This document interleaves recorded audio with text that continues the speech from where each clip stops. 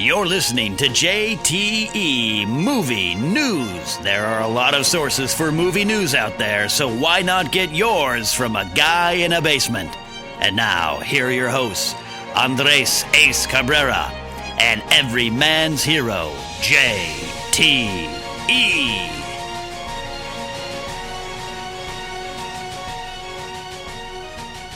What is up, everybody? Welcome to episode 2. That's right, this is our only second time we're doing this. Another episode of JTE Movie News. I'm here with the one, the only Ace Cabrera. Hey, what's up, guys? I call you Ace like that's your first name, but it really is Andres. It's cool, man. I think I already changed it on Twitter, too. You did?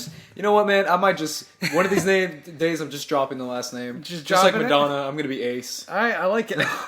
But yeah, this was actually, our last episode did really well. Thanks to everybody that tuned in. One guy called us the next Pretty Much It, which we're not even close to that, so I think that's insane. Yeah. But thanks for saying that. I think you just meant it because we're giving up movie news. Yep. And also because the schmoes are in hiatus right now, you're not really getting that from them either. Unless, you got Collider. So you got Collider, yeah. So you're getting the schmoes. You're just not getting the B team or JT You're not getting the schmoes crew, man. Yeah, man. Maybe next time Cops or Cody in town, we'll bring them on for episode. Oh, that'd be sweet, yeah. Listen, Cops or Cody live like on the other side. They live like a million miles away. Yeah, if they lived closer to us, we would be doing this all together. Yeah. But luckily, Ace, not only does he live in the same neighborhood, he's literally next 2 houses down. Yeah, pretty much 3 houses down from you. Yeah, so it's funny because last week we had some really cool stories. Mm-hmm. This is a slow news week. Yeah, very slow. But there are a few things that I want to hit on.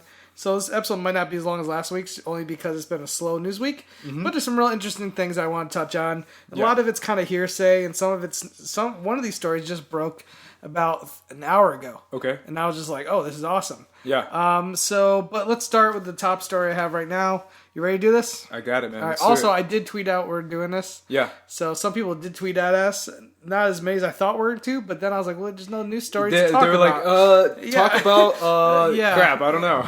But we will do a shout out to a couple people at the end. Cool, man.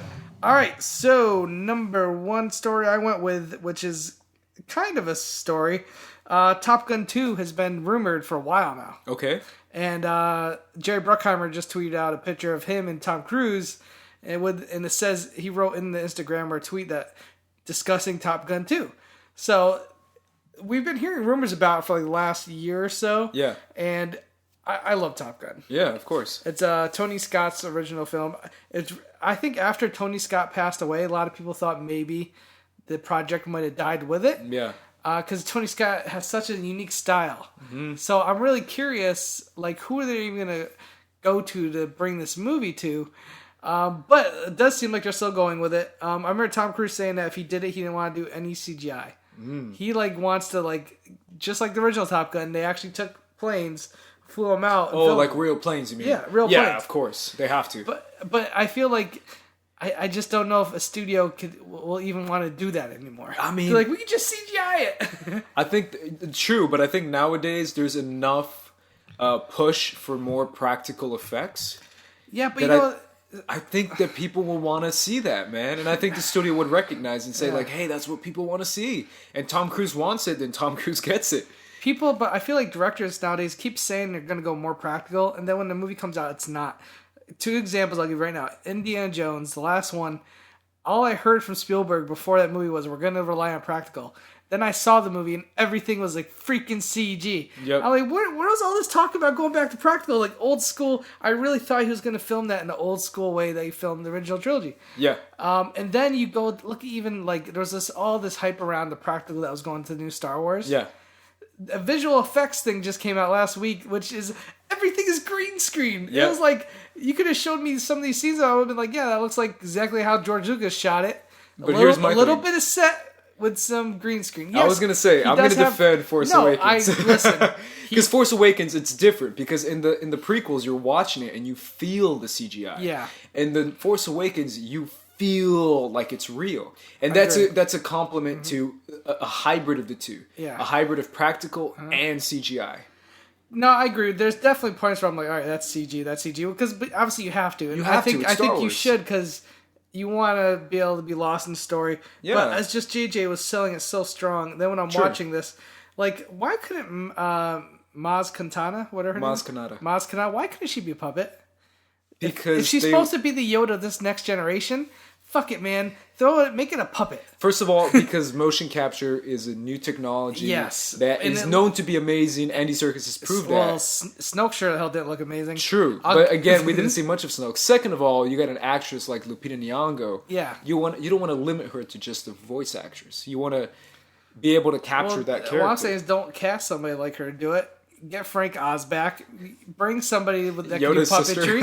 Yeah, Yoda's sister. I'm just saying, like, I do like the fact that he did put some practical in there. Don't get me wrong. There's definitely some great practical creature effects and all that. Yeah. I just like...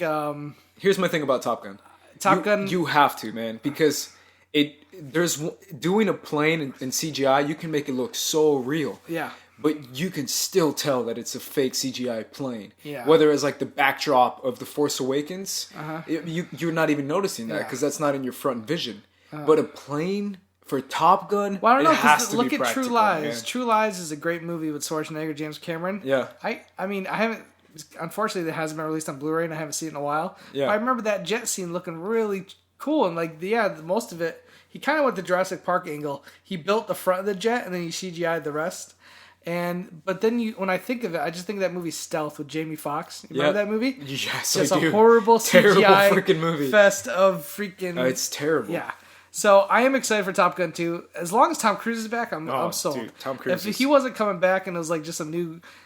It felt like an Iron Eagle sequel or something. I don't know. Yeah. But I am also worried about who they're going to get to direct it. Because Tony Scott has such a unique vision and style. Yeah. Like... whoever they bring on, are they going to do their version of Tony Scott, or are they just going to have to bring somebody on that make it their own? I mean, I think the best route is to make it your own, and I think Tom Cruise is picky enough. Who would you have?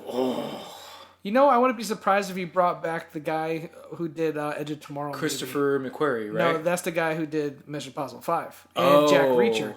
But the same guy Doug Liman. That's his name. Yeah, the guy that did Edge of Tomorrow. Why not bring somebody like him who works well with Tom Cruise and let him take a shot at it? He did a really good job with Edge of Tomorrow. Yeah. So I'd be down for that for sure. Yeah. So I'm curious, and obviously, the Navy is not what it was back then. Yeah. I would love to see just like how different everything's drones now.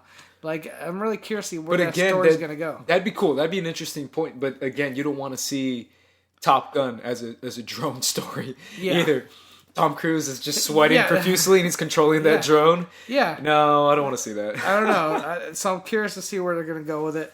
I'm glad Tom Cruise and Jerry Bruckheimer are meeting up about it. Yeah. And, we'll wait till we get a director and all that attached and once we know more about the story. Yeah. But again, I'm for it as long as Tom Cruise is on board. Because I don't think he would do it unless he thought they could do it right. Yeah. And it's probably going to make a ton of money, too. Yeah, I'm curious. Like, I'm curious. It will make a ton of money. I know, like, a lot of the older people love that movie, but like, how many people now, like the younger kids nowadays, are they just like Top Gun crazy? I think even if you just mention Top Gun, they know what it is. Even if they haven't seen the movie, they know what it is. Just hearing Maverick, like, does Val Kilmer reprise his role? Yep. He's not Iceman is not what he was back. The day Tom Cruise still is in shape. You get a old man volleyball scene. Oh God, yeah, that'd be hilarious. All right, so let's go on next story. This one just broke like an hour ago, and I'm really excited about it. Katherine Bigelow, the director of Zero Dark 30, which was my number one movie of the year it came out. Obviously, she won all the awards for The Hurt Locker.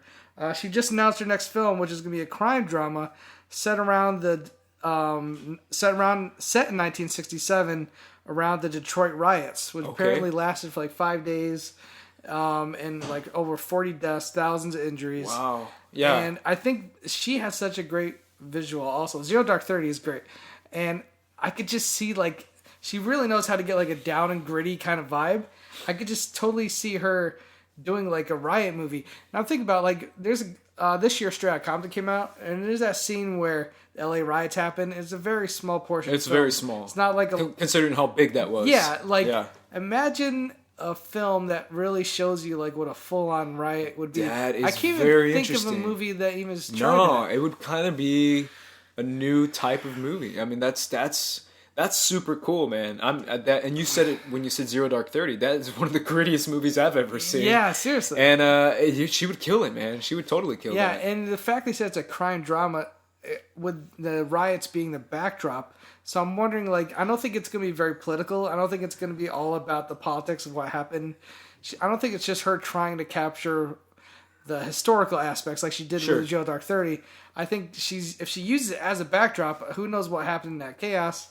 Again, it was a very quick thing I read about this. I didn't say whether it was based on a true story or anything like that, but did say she's working with the same writer who did Hurt Locker and Zero Dark 30. Cool. Yeah. So, really excited for this. I think Katherine Bigelow is a great director. Absolutely. Zero Dark 30 to me is her best film. I know she won all the awards for Hurt Locker. Yeah. But Zero Dark 30 to me was just like perfect. I agree. Yeah. Did you like Hurt Locker and Zero Dark 30? Hurt Locker was great. I definitely did like Hurt Locker. It was like a character study on certain type of military. You know, Jeremy Renner killed that role for sure. Yeah. Zero Dark 30 is far superior though. It is a far superior I agree with film. you. Yeah. It's crazy how it didn't. It's crazy how the Academy works sometimes. Yeah. I would have it's a lot of times the directors, the movies they win Best Picture for aren't their best movies. It's very rare, I would say. But I mean, that's the Academy. So yeah, I'm curious. So I don't know when that's coming out, but I'm already gonna say look out. It'll probably be around Oscar time, and it'll probably get nominated. I think Katherine Bigelow is one of the best working directors today. And I wish you would. I mean, I think it's good that she takes her time between projects. Yeah. It's been a few years since Zero Dark 30. It has been, So I'm really excited for her next venture. Yeah. And cannot wait. All right. Let's see what else we got here. Let's go to... Real quick, I want to touch on Sundance. I don't want to cover it too much because everyone has covered it. Christian, Tiffany Smith, Alicia, everyone was there. I was literally getting all my news from those guys. Their tweets, their Instagrams. So, like... I feel like that was the biggest news of the week. Sundance was just going on the whole time. Just Sundance in general. Yeah. The main thing, the biggest news out of it is Birth of a Nation was bought, I believe, by Fox Searchlight for about 17.6 million. Which is huge. Which is like huge number, yeah. Yeah. And apparently the movie is about a slave uprising. And it's apparently really graphic, very emotional. It's not an easy subject matter. I'm curious, like, how it compares to the film that won the Academy Award just a few years ago, 12 Years a Slave. Yeah.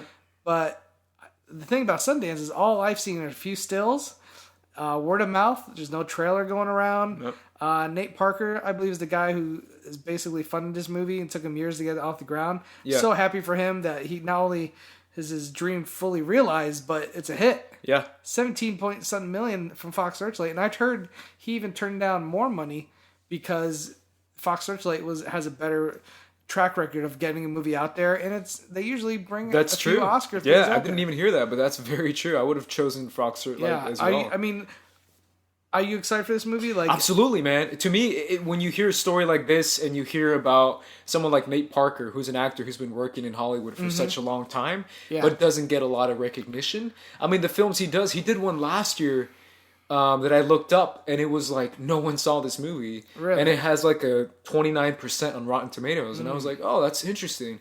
But yeah, this guy he's a talent, man, and hearing how big that is, and hearing just the buzz of the movie in general is exciting for sure. It's such a tough subject. When it comes to slavery movies, like I've seen 12 Years a Slave. What a tough movie to watch. Yep. I have no problem with it winning Best Picture that year. I can't remember it wasn't my top 10 that year, but it wasn't like my number one. Yeah. But I totally understand why. It is an important film. Other films that touch on slavery, Django Unchained, totally different kind of vibe. Totally different, yet it's still a powerful movie. Another movie that Spielberg did, Amistad. A movie I like but didn't love. I feel like it's not one of Spielberg's best. Yeah. But it's still a good movie. And then I guess this kind of touches on slavery is Glory. That's more of a Civil War movie. But the whole story with Denzel being an ex-slave, those are the ones that come to mind. And then there's the miniseries Roots, obviously, is very famous. But it's a tough subject to, put on film. For sure. And I wouldn't be surprised it was up for awards. Oh, yeah. It's just the kind of movie that's the kind of stuff Academy goes for. Yeah, for sure. And it's exciting to see someone like a Nate Parker get that opportunity. Someone who's been working for a while and, again, not getting a lot of recognition for his work. So yeah, it's something that like I said, it's a passion project that he built up on his own. It's not just something a studio greenlit or something like that. Yeah. So I think that brings a little bit more to it. Can't wait to see it. Some of our movies at Sundance I heard is the guy who directed What We Do in the Shadows. Oh, one of my Taika favorite Waititi. Films. Yeah. His name is Taika Waititi. Taika Waititi. Yeah, I'm not even gonna try to pronounce it, people. Yeah. He just released a film which Alicia told me was great. Cool. I can't remember the name, but it has Sam Neill, and he's like him and his adopted son. It's like a family adventure, but like comedy. Apparently, it's really good. Throw a little throwback to like 80s like kind of kids films. Cool. So yeah, man, that guy. After What We Do in the Shadows, man, that guy is like someone to look out for, because that movie just was incredibly hilarious and just innovative and original and fresh and new, and you felt that every step of the way. And the fact that he's doing Thor Ragnarok too, to me, that's just, it still baffles me. I'm like, wow, that's such a big step up from a small movie like What We Do in the Shadows, or from the small budget movies he usually does.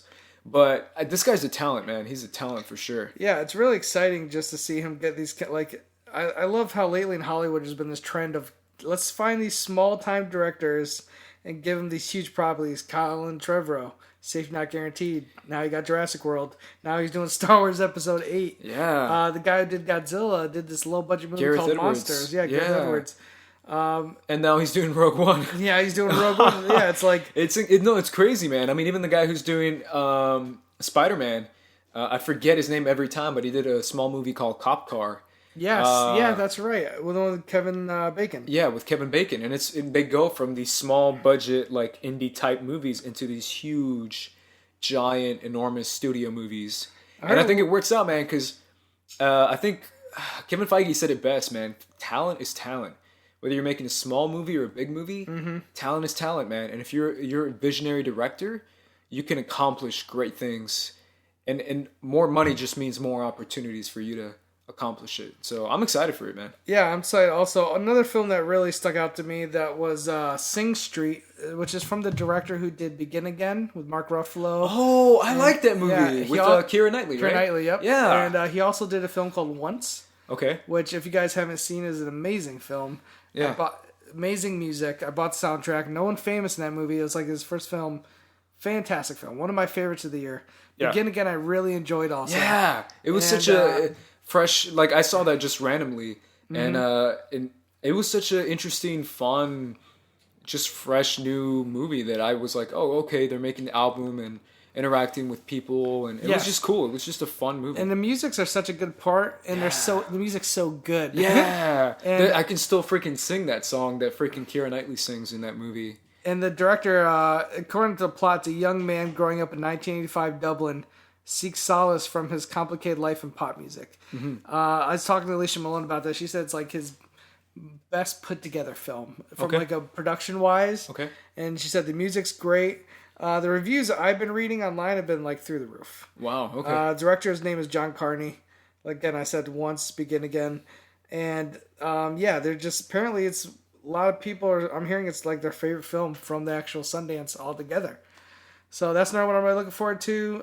There's the one with Casey Affleck, which a lot of people are saying I heard about that one. He's getting a lot of like nomination hype from. Wow. I think it's called Manchester by the Sea. Okay. I really don't know much about it. I hear it's kind of like a family drama. Okay. But apparently his performance is like, dude, Casey Affleck, man, he's a phenomenal actor. Yeah, phenomenal Manchester actor. by the Sea. Which one was the one he did with Christian Bale? Out of the Furnace. Casey Affleck, yeah, he wasn't not in it too much, but I see what you're saying. Yeah. The movies to me that like really stick out performance wise is The Assassination by Jesse James by the coward Robert something. Yeah, Crawford. He's so good in that. So good, and his first film, directed by his brother, Gone Baby Gone. Yep. Such an underrated film. I still think it's one of Ben Affleck's best. He's done Argo. I'll take Gone Baby Gone over Argo. Really? Okay. I will. I'll tell you. I would take Argo. Have you seen Gone Baby Gone? I haven't seen Gone Baby Gone. Well, there you go, because that's why you would take Argo. That's true. Listen, I'll let you borrow But it. I don't know. You got to see it. It's really good. Okay. It's like The Town, but more of a murder mystery. The Town is one of my favorite movies in the last few years. It takes place in Boston. Oh, okay. So he knew what he was doing right out the gate. He's like, my first two movies are going to be all Boston. Really good. So I'm glad to hear Casey Affleck has something to really showcase his talents, because I think he's immensely talented, and I think he gets a little overshadowed Vice just brother. being, his brother. Yeah, for sure. All right, so again, there's so many more films we could touch in Sundance, but there's so many more people out there covering it better than us. Yep. Like a lot of our friends. Let's get into some smaller news. 2 quick little things I saw. Fast 8 is going to try to attempt the largest explosion ever. The largest explosion ever in Iceland for Fast 8.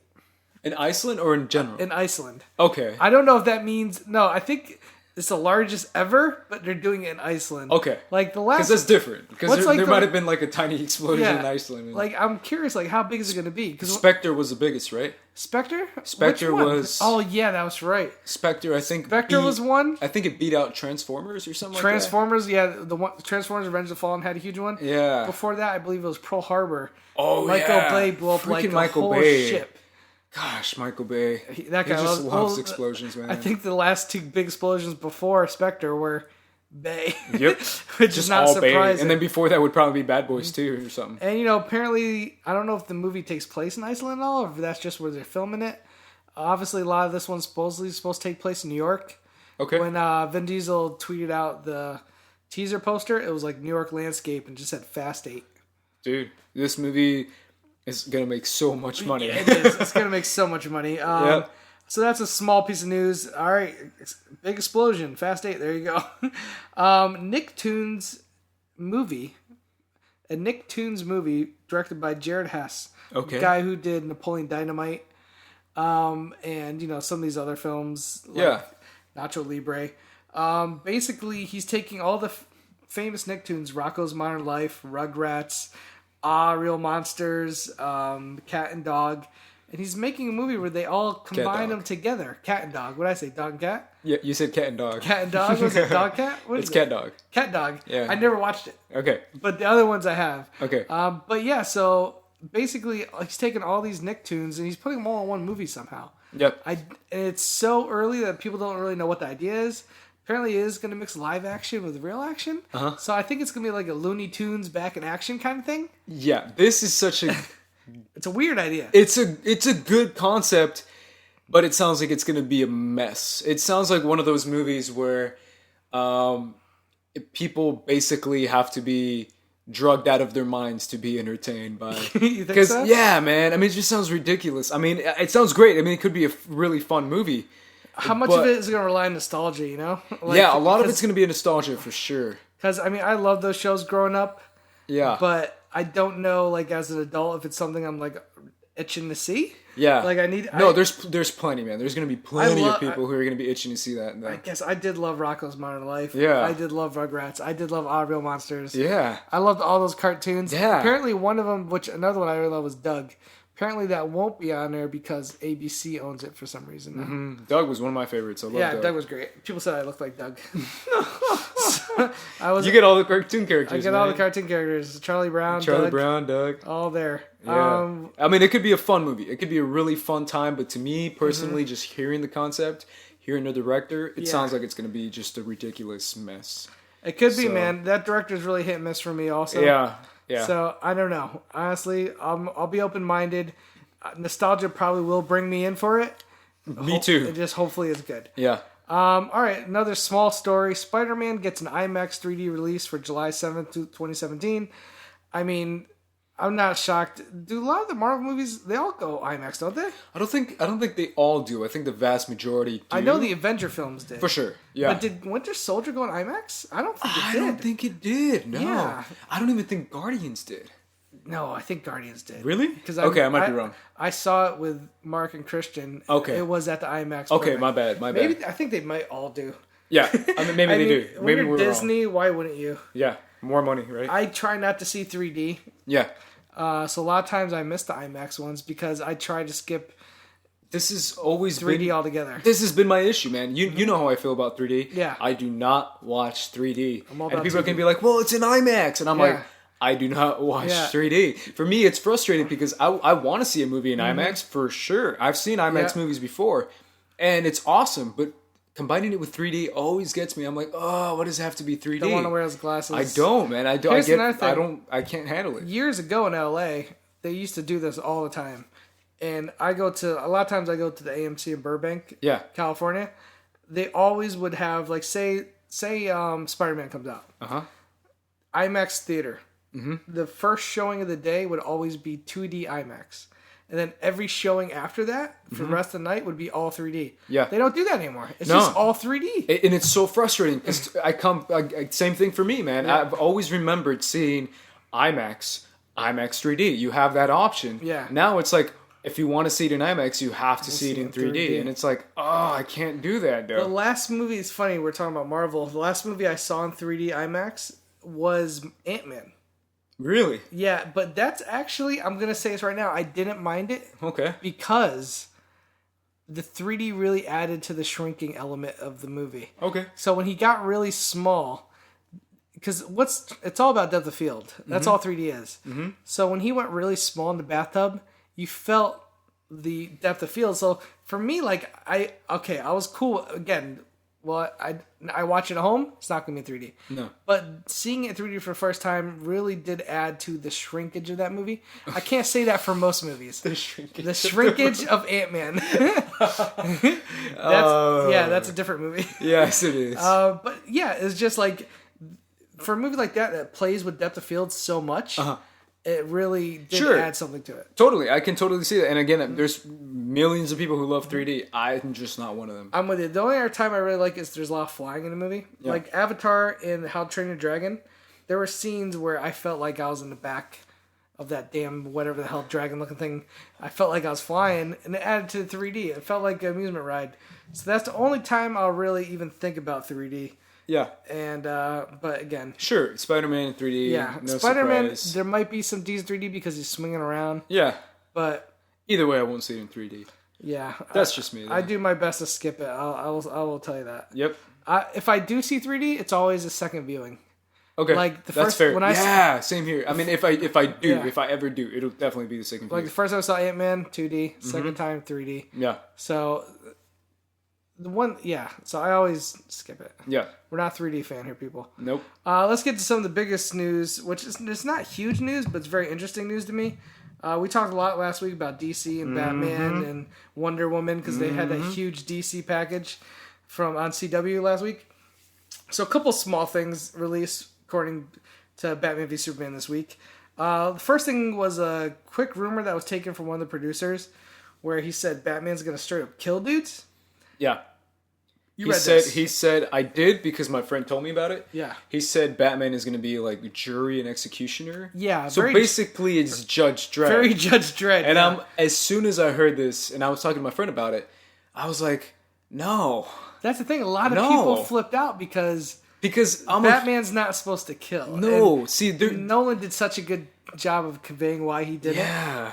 And I don't know if this producer is just talking out of... Hopefully. Because in the one thing we have seen in this trailer... Hopefully, like, he beats people up. Yeah, sure. Well, the one thing we've seen in the trailer is a guy tied up with a brand of the bat signal on him. So it's like Joker... And I think even the director says, like, he takes pleasure in, like, branding these guys. Sure, I'm cool with that. Sadistic. I'm cool with that. As long as he doesn't kill them. Yeah, because to me, like... That's the Punisher. Yeah, I mean killing... Or Judge Dredd. Again, my two favorite superheroes growing up, not including Marvel, which is Spider-Man, was Batman and Superman. What was the two things that united Batman and Superman no matter what? There were two different people, they believed in so many different things. Yeah. They were two completely different people, but they both never kill. Never kill. Mm-hmm. Even the scene in Man of Steel when Superman killed Zod, I was like, oh, no. That bothered you? Yeah, it bothered me so much because... If you're a huge Superman fan like I am, you know that Superman doesn't kill, like no matter what. I do give the writer and director some pass because he didn't just kill him to kill him. It was a family or kill him. Well, again. Someone if you haven't seen, there's a someone yelled cover his eyes.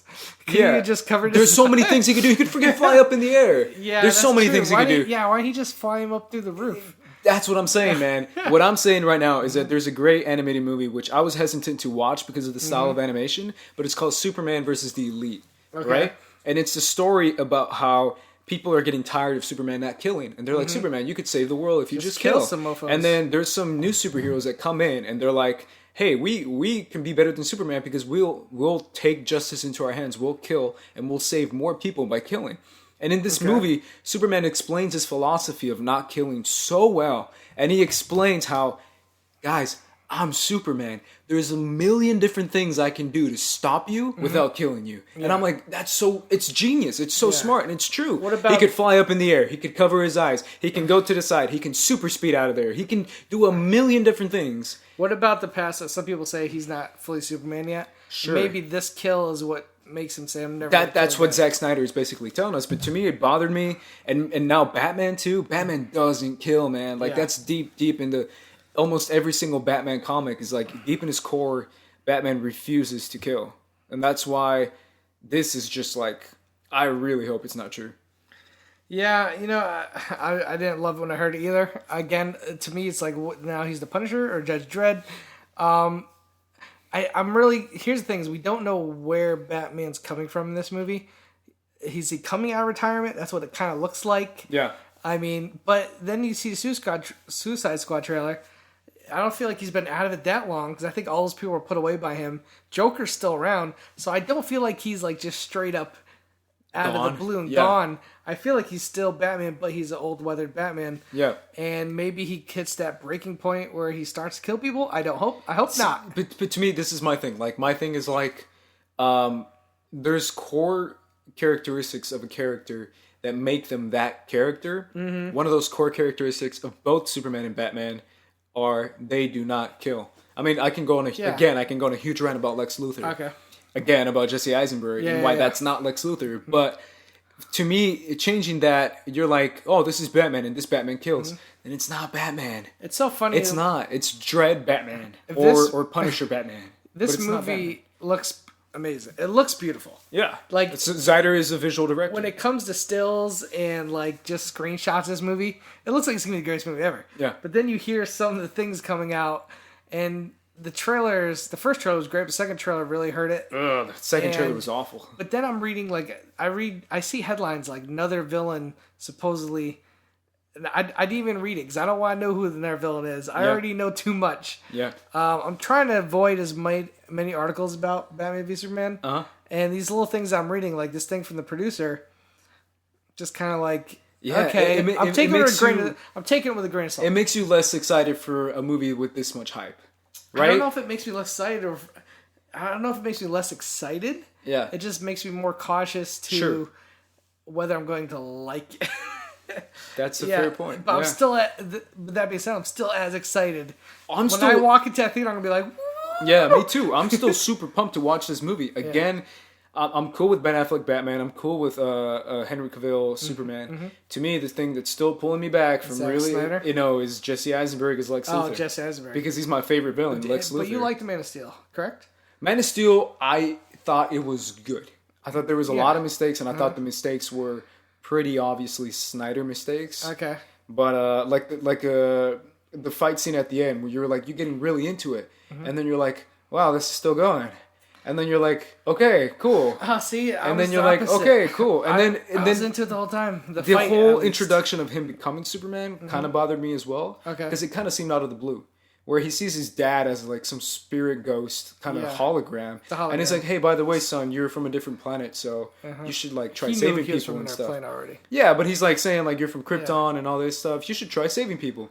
And he's like, okay, I'll do that. And it's like, what? There's no like heart behind it. It was handled much better in the Richard Donner Superman. Yeah. With that whole Marlon Brando speech. Yeah. I agree. But we'll see. I'm going to give the benefit of the doubt, and I hope it's great. Last side note for the Batman news was there was a photo released. Empire released a bunch of awesome photos. Yeah. But one of them apparently shows the emblem which stands for Dark Seed? Dark Side? Dark Side. That's what I'm saying, but they don't spell like Dark Side. No, they don't spell like Dark Side. Why do they spell that way? Because that's how his people spell it, man. That's where he's from. So, yeah, this is huge, man. Dark Side is the biggest DC villain by far. He's the Thanos of DC. Or is Thanos the dark side of Marvel? Either way. Because the dark side came first. Man. I'm just saying. I agree with you. I'm just like, for people who just watch the movies. True. Aren't comic people. He's the Thanos of DC. Yeah, so this guy, it's the Omega symbol is what Batman sees. and guaranteed that Darkseid is going to be the villain for Justice League, at least one of the Justice League movies. If you're making I two. wouldn't be surprised. Yeah. Or maybe he's a villain for both. But opening Darkseid opens up DC movies to like a crazy new world, because Darkseid. That's the thing, though. This is what Zack Snyder has already planted. Yeah. When the first time you watched Man of Steel, Yeah, and you're on Krypton, you're like, this shit's batshit insane. So it showed me like he doesn't care. He'll take this shit anywhere. Yep. There's like flying lizards. There's fucking like ships going underground, babies. I'm like, what the fuck is happening? So after that, everything on Earth just felt tame compared. Yeah. And then you have a world engine destroying the Earth. So for me, I was like, oh fuck. Snyder is not holding back at all when it comes to like the comic book insanity. Oh, yes. So when I see Darkseid, that doesn't. I'm like, he's already gone nuts. I think it just seems normal to do Darkseid because, like, Iron Man introduced a superhero for the more. I think Marvel at first tried to give you more of a grounded realistic, realistic superhero, something that could have happened. And then as the series went on, it got a little more crazier. Like you introduced Thor, you brought, but even that they brought Thor to Earth most of the time. Yeah.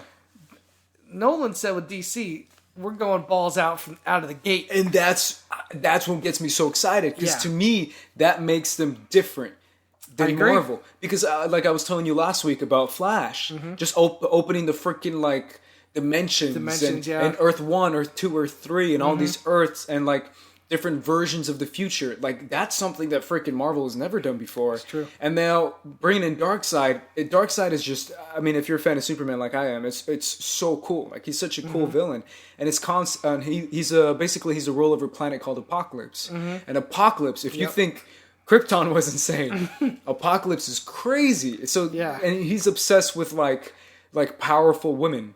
So he basically he's obsessed with powerful women, right? Okay. So he surrounds himself with so many great characters like Big Bertha and Granny Goodness, and he basically trains this warrior of women who's like his elite, like almost bodyguards, and they're like his elite team of like tactical force. And it's just it's such an interesting character and powerful, and he has an army and a race of people. So it makes sense why the Justice League would have to come together to fight him. Of course, because do you think it's a little early? Because Thanos didn't get introduced until well into Phase 1. At the end of Phase 1, basically. Yeah. The fact that they're showing Darkseid so early on. I mean, we're seeing hints of him in the trailers for this movie. Yeah. Do you think it's a little too early, or do you think it's like I don't think we're going to see him in the movie? I mean, again, what you said before, man. I think it's balls to the wall. I think they're throwing everything out there to see what lands first of all, and to just make sure that everyone knows exactly what's going to happen. And I already know what's going to happen. It's going to be. I'm a huge freaking fan of Justice League, the animated series. Me too. And at the end of Justice League... animated? Yeah, the animated you're series. Like Justice League and Justice League Unlimited? And Justice League Unlimited. Remember the end of Justice League Unlimited? Yeah. What happens? Darkseid invades Earth, of course, with Apocalypse's army. So that's exactly what's going to happen. I don't know. Do you think they'll take that route? I think so. Okay. I think so. Yeah, I'm really curious. It's so crazy how they're doing this. They're basically doing the reverse of the Avengers. They're showing everybody, then giving everybody the individual. Like we were talking last week, like the Wonder Woman movie looks cool, man. And I can't wait to see how they. I can't wait to see think about it this way: pull off Aquaman, and are they going to pull off Flash? What if every DC movie coming out after BVS is a prequel? Well, we know Wonder Woman takes place a lot of it. Sure, that's one. That's true. What if Aquaman is a prequel? Flash is a prequel. They probably will be. And then they might by the end of BVS, you're like, oh, Justice League, but you have to wait a few more years. So then you have to like go back to watch Batman v Superman to see how they all think about even the new Batman movie with Ben Affleck. Like that's probably going to be a prequel as well. Yeah, I'm curious about that. Yeah. I don't know if it'll be a prequel though. Do you think? I think it will be. Yeah. Because you already established the Joker in this timeline.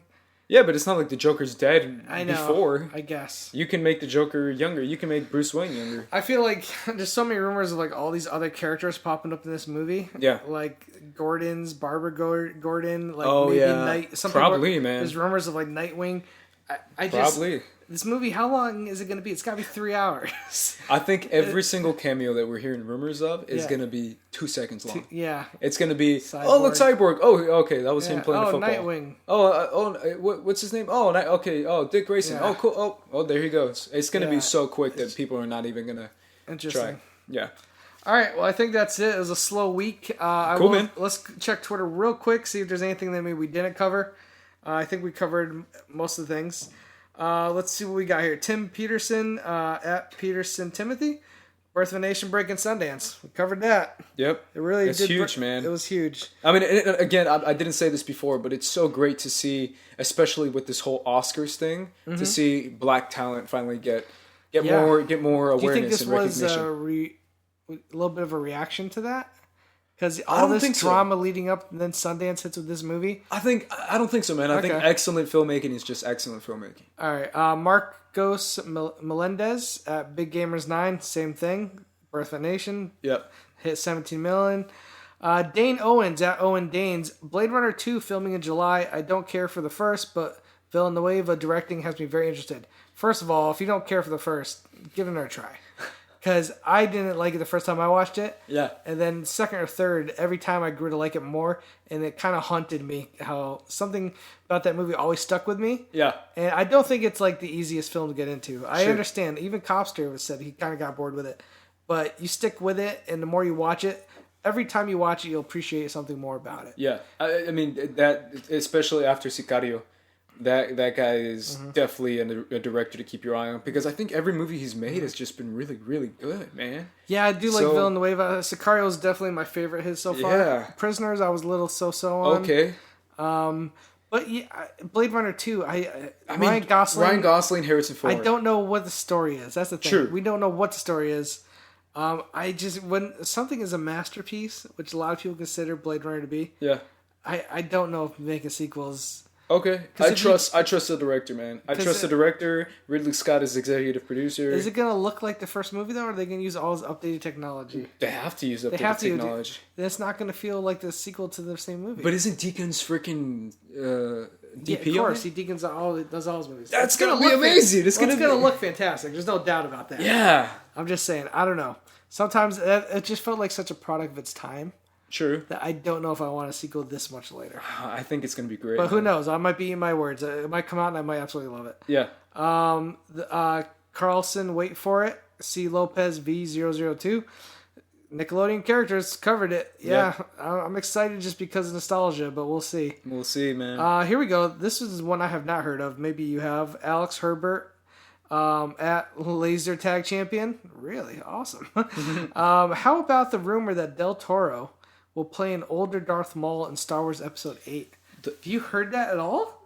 I'm pretty sure he's joking, man. Yeah, I mean, Alex... That's got to be a joke. Del Toro... if that's not a joke, I don't know where you're getting your info. I'm pretty sure that's he's joking. Pretty amazing if it's true. That's not happening. That's not happening. That dude got cut in half. I know he's surviving. Okay, I was going to say, Darth Maul is still alive, man. But it's not going to be getting more Toro. I go by the notion, if it hasn't happened in the movies, it hasn't happened. Last time I saw him, your notion doesn't matter. What matters is what freaking Lucasfilm says it is. I am cinematic universe only. Dude, that's not how it works, man. In my universe, Luke never met Darth Vader before Star Wars and Empire. You keep saying this, man, but don't be surprised if you see Darth Maul pop out in a future Star Wars movie. Then I'll buy it. Then I'll believe it and buy it. Matt 8 at Matt 557S. Angry Birds movie. I could care less. I second you 100%. Okay. I saw that trailer, and I love animated movies. Everyone knows that. Yeah. And Angry Birds, I was like, no. Yeah. I'm good. The game was fine. I'm sick of them taking any brand they can and making it into a movie. Listen, they did it with Lego, but... And you know how I feel about that movie. Lego movie is one of my favorite animated movies of the past 10 years. That's because they had two great directors. Phil Lord and Miller, man. Yeah, they're Those fantastic. guys are geniuses. Let's see. Michael Myers at Real Raptor 17. His name is Michael Myers. He has a picture of Jason. That's awesome. A little confused, but awesome. Del Toro doing scary stories to Tell in the Dark adaptation. Awesome. Now, earlier when I said Del Toro, I meant Benicio. Now I'm talking about Guillermo. Oh my god, I thought you said Guillermo el Toro. No, is going to be Darth Maul? Darth Maul. No, I was talking about Benicio del Toro is going to be Darth Maul. Absolutely not. Well, so what, you thought Guillermo was going to be Darth Maul? That's Guillermo. Ridiculous.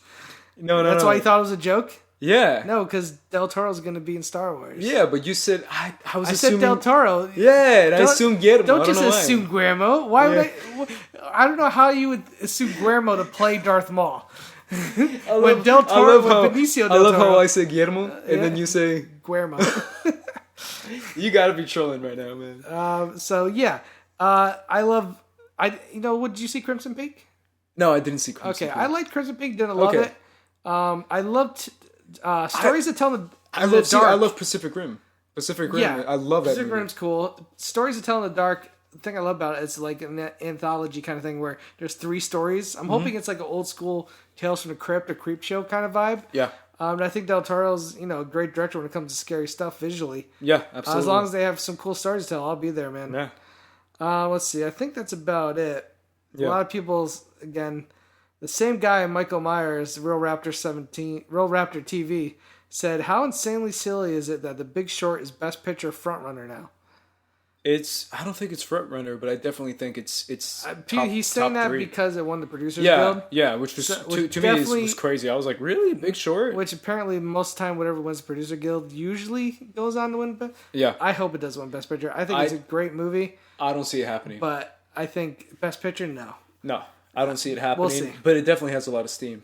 So Imperial Podcasting, Imperial Pod.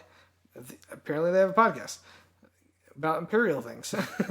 That Christopher McQuarrie has been taken on as a writer for Rogue One. Good news, bad news. Good news. Is this confirmed? Oh yeah, it's confirmed. Okay. I read about this. Good news because he's a great writer. Yeah. Bad news because why they had to bring him on. There might be some problems with the script, and they're already shooting. Yeah. So that's a good, but it's a good and bad thing. Again, man, anytime you get talent to, even if it's to rewrite something or to look over something, it shows that they're at least putting effort into the film. I mean, obviously they're going to put effort into the film. Of course. But they're putting effort into the film to make it a great film. Yeah. Instead of making it just a fun popcorn film. To me, I have such high hopes for Rogue One, man. I have do, such high and hopes. I don't. It's got, come on, man. It's got freaking Donnie Yen in it. Yeah, well, the bigger news for me is the fact that Darth Vader was rumored to have a fairly large role in the thing. Yeah, he's going to be in it. That's true. That's amazing. My ass in the seat either way. Yeah. I'm only a little worried is because of the director and what he did with Godzilla. I thought Godzilla looked awesome. I thought the actions were awesome. The story lacked. The characters and the story did lack. Yeah, but again, that's why they're bringing on someone like McQuarrie. I know. So I'm hoping maybe he could take care of that and this guy just takes care of the visuals. Yeah. I think this might look visually better than Episode 7. Episode 7 looked pretty cool, man. It looked pretty cool, but I think this guy might top it because Godzilla looked... Like I said, it might not a great movie, but it looked amazing. See, I thought Godzilla was fine for what it was. It was. I mean, again, I'm a huge Godzilla fan. Also, I think Rogue One's gonna have a much darker, grittier tone. It should, and I think he's gonna be able to just do some more interesting things with it. Yeah. Because say what you will about Star Wars 7, it looked amazing, but it was like I wouldn't call it dark and gritty. Not at all. And I think there were moments, but remember that moment Godzilla, the trailer moment where they jump out and you're seeing the POV view. Like, imagine things that was amazing. Imagine things he might be able That's to do still one of the best Wars. Trailers I've seen recently. That trailer was amazing. That trailer was crazy. But yeah, I'm still hoping for to see some Rebels characters in there as well. Fingers crossed. If you're an animated series fan of Rebels. Maybe, man. It is taking place in that time period. Yeah, that'd be so cool. All right, man. I think that's going to do it for today. Cool. We still were able to put out almost a 50-minute episode, even though it's kind of a short news week. Cool. But overall, I think we covered the basics. Yeah, man. If there's anything we missed, tweet at us. Maybe we'll mention it next week. Go ahead, Ace. Tell them where they can find you. Yeah, you can find me on Twitter and Instagram at Squad Leader Ace. Squad Leader Ace. Very leader, Star Warsy. Again, it's Attack on Titan. I know, but it feels like it could be in Rogue One or something. Yeah, everyone gets confused by my Twitter handle, man. But it's Attack on Titan. You'll get the reference if you're an Attack on Titan fan. All right. Well, my Twitter is at SchmoesJTE. If you're a Schmoes fan, you'll understand. I don't know. I don't get it, man. Why Schmoes? I don't know. Should be Screen Junkies now. I guess so yeah, at SchmoesJTE. Do me a favor if you're listening to this podcast on iTunes. Go ahead and give me a little review or, give me a 5-star rating if you feel like we gave you a 5-star podcast. Again, you can catch me every Sunday on Box Office Breakdown at Popcorn Talk Network on YouTube. We're live, then you can watch it afterwards or again on iTunes. Schmoes No Movie Show will be back soon. We don't have any information for you on that. I wish we sure could. But soon, it will be soon. That's all I can tell you. Here you go, man. Stay tuned to Schmoville and Christian and Mark Ellis's tweets, or Schmoes tweets. They will let everybody know exactly when we can and exactly what's going down. Besides that, yeah, Screen Junkies. I engineer over there for this Screen Junkies Network, which is Screen Junkies Plus. Yeah. Download the app. You could get a free month for free. Okay. Check out the new show, Interns Afield, which is really fun, kind of spoof send-off of Agents of S.H.I.E.L.D. Which is a great show, by the way. Yeah, I've been watching it. It's a lot of fun. Yeah, it's fun. And the original show, Agents of S.H.I.E.L.D., is a fantastic show. It's not that good. It's a great show. Agree to disagree. Yeah, and you know what else just came back TV was Agent Peggy Carter. Agent Carter. I really dug. I haven't seen that show. I was just talking about the first season. The first season's cool because I haven't seen. I see every single superhero show except for Agent Carter and Supergirl. Why? The one I watch is the one you don't watch. You know what I really liked about the first season of Agent Carter? The one thing I liked about the first season of Agent Carter is they show the very beginnings of the school that taught Black Widow. That whole Black Widow program. The Russian program. They showed the beginning of that. Nice. And it's cool to see like, oh shit, that's the people that made Black Widow, and you see them training people back in those days. Yeah. It was just the beginning. Yeah, that's cool, man. You know what you can see on Agents of S.H.I.E.L.D.? What's that? Great characters. Agent Coulson. You get Daisy Johnson. Agent Coulson died. Keep going. Agent Coulson is still alive. Keep going. And you get just a really fun, well-executed superhero Marvel show. That's what Agents of S.H.I.E.L.D. is. First season is... Did you see honest trailers of it this week? I haven't seen honest trailers of it. Oh, you should, because I think... I'm telling you, first season is rough. Yeah, Once you get past episode 17, you're going to have an amazing time. I watched the first season. I jumped off. I jumped back on when the Winter Soldier story came out. Mm-hmm. The only reason why I came back was because of Bill Paxton. And even with all that shit going down and intertwining, I still had trouble enjoying anything. You're missing out, man. All right. You're missing out. You're not the only one to say that. So. Yep. All right, guys. That's it. Last thing I will say is... Of all the movies coming out this weekend, the only one I could recommend is Kung Fu Panda 3. Really? The first two are pretty awesome. How was that? Have you seen 3 yet? I'm going to see it this weekend. Okay. But I love the first two. Not only do they have great animation, they're funny. Yeah. And they have actually really cool throwbacks to like Shaw Brothers, old school Kung Fu movies. What else is coming out this week? The Finest Hour, which I've heard mixed things on. I'm good. Alice really liked it. Give it 4 out of 5. But that's something I give a wait till Netflix. I same. And then The only other one I was really looking forward to was Jane's Got a Gun, Natalie Portman, but reviews have not been good. Ooh, that's not good. Probably and then there's 50 Shades of Black, which I will. Which skip. Yep. Never gonna watch that. Nope. All right, guys. Again, thanks for tuning in, and we'll see you next week.